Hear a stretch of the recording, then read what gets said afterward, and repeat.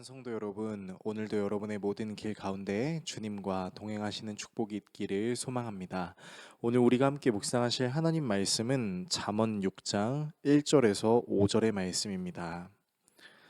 내 아들아, 내가 만일 이웃을 위하여 담보하며 타인을 위하여 보증하였으면 내 입의 말로 내가 얽혔으며 내 입의 말로 인하여 잡히게 되었느니라.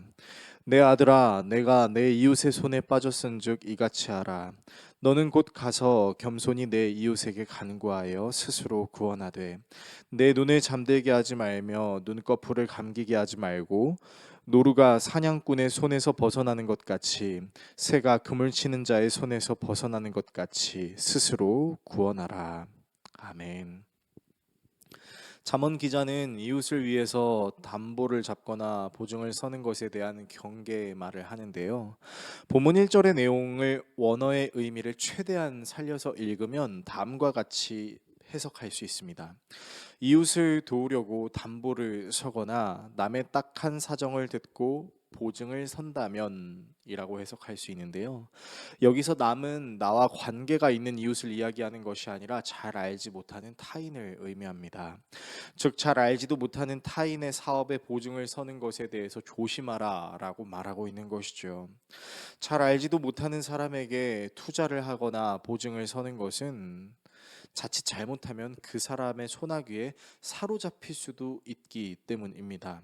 도와주는 역할에 서 있었음에도 불구하고 어느새 도와주려는 자에게 목숨줄이 잡히게 되는 것과 같다라는 것이죠. 물론 성경은 우리에게 담보나 보증이 이스라엘 경제 윤리에 있어서 무조건 나쁘다라고 말하고만 있지는 않습니다. 실제로 레위기나 느헤미야의 내용을 살펴보면 담보나 보증에 대한 내용들이 분명히 있기 때문이죠. 그러나 담보나 보증을 신중히 해야 하는 이유는 그 행위가 자신은 물론이고 자신의 가정과 미래를 송두리째 위험에 빠뜨릴 수 있는 어리석은 행위가 될 수 있기 때문입니다. 특히 젊은 시절의 경우 세상의 물정을 잘 모르거나 의리라는 허울이 좋은 생각과 감정 때문에 충동적으로 담보나 보증을 할 수 있게 되는데요. 잠언 기자는 바로 이런 것들이 위험하게 만들 수 있는 요소임을 지적하며, 만약 담보나 보증을 가지고 있다면 대상자에게 침통한 얼굴로 찾아가서 그것을 풀어달라고 호소하고, 사슴이 사냥꾼의 손에서 벗어났듯이 달아나야 하고 새가 덫을 놓는 자의 손에서 벗어나듯 긴급하게 조치를 취해야 될 것이라고 말합니다. 오늘의 말씀을 우리의 삶에 어떻게 적용해야 할까요? 본문의 내용은 잘 알지도 못하는 사람을 위해서 담보나 보증을 서는 것에 대해서 극도로 조심해야 됨을 말하고 있습니다. 그런데 본문을 묵상하면서 문득 이런 생각이 들 수도 있을 것 같습니다. 잘 알지도 못하는 사람을 위해서 담보를 잡거나 보증을 서는 것이 가능한가라는 생각 말입니다. 실제로 모세의 율법을 다루는 레위기에서 타인을 위해 보증을 서야 되는 경우를 언급하고 있기도 하고, 정치 경제적으로 황금기를 구사했던 솔로몬의 시대 때에도 담보나 보증은 일반적 경제 행위이기도 했기 때문이죠. 그러나 이렇게 타인을 도울 수 있는 좋은 행위가 문제가 될 수 있는 이유는, 타인을 돕는 행위 자체가 일종의 도박과 같은 비슷한 모습을 띌 수 있기 때문입니다. 소위 많은 금액을 가지고 사람을 돕는 것 자체가 대단해 보이긴 하지만, 그것이 온전히 돌아오지 않을 수 있는 위험의 가능성도 있다라는 것은, 높은 돈을 가지고 큰 수익을 얻기 위해 도박을 했다가 자칫 그 도박 행위로 내 재산을 잃어버리게 되는 경우를 우리가 상상해 볼 수 있고, 큰 돈을 오고 가는 행위를 보게 되면 그것이 일종의 뇌에 큰 도파민으로 즐거움으로 적용이 될 수 있지만, 그 도파민이 우리의 인생을 책임져 주는 것은 아니기 때문이죠. 큰 돈을 걸고 도박 기계를 내리는 슬롯 머신 행위와 같을 수 있다는 것입니다.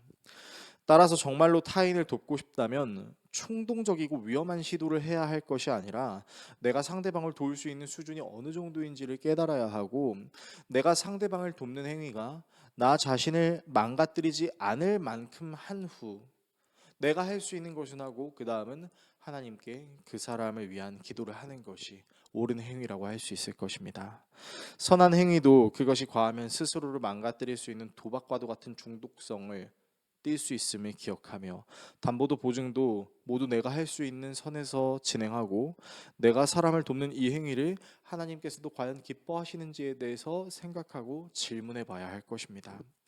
우리 모두가 사람을 도움에 있어 충동적인 도박과 같은 도파민 분출의 도움이 아닌 늘 하나님께 기도함으로 언제든지 사람을 도울 준비를 하되 내가 할 수 있는 것을 하고 나머지는 하나님께 맡겨드리는 도움을 실천할 수 있는 우리의 삶이 될 수 있기를 예수 그리스도의 이름으로 축원합니다. 기도하겠습니다.